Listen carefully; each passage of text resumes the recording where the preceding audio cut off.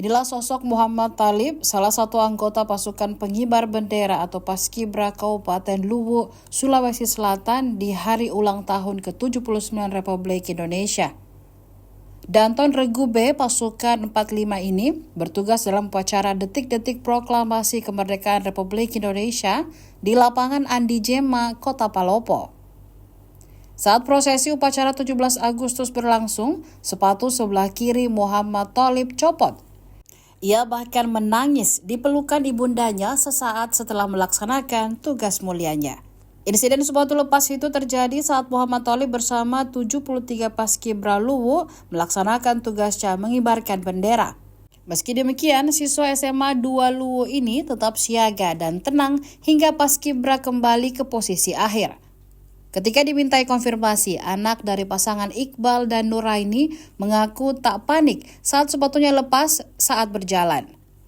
Kata Muhammad Thalib, dirinya hanya fokus untuk menyelesaikan amanah sebagai anggota Paskibra Luwu hingga akhir. Itulah yang membuat dirinya tetap tenang meski berjalan dengan kondisi sepatu lepas sebelah kiri.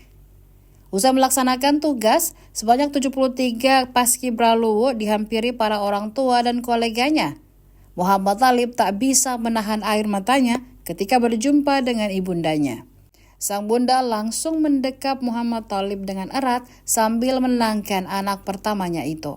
Paskibra Luwu menjalankan tugasnya dengan baik di hadapan PJ Bupati Luwu Muhammad Saleh bersama unsur Forkomibda.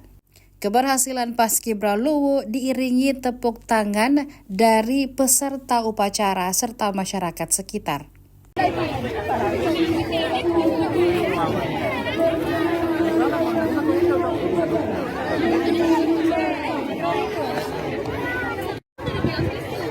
Tadi waktu pengibaran sempat sepatunya lepas. Bagaimana tadi mengatasi itu? Siap. Untuk pelatih tetap harus jalan, walaupun terlepas tetap biar tetap lepas harus jalan. Jadi sempat terganggu tidak konsentrasinya tadi? Siap. Tidak. Itu sepatunya sebelumnya sudah rusak atau seperti apa?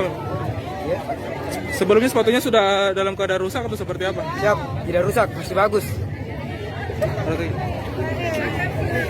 Download Tribun X sekarang, menghadirkan lokal menjadi Indonesia.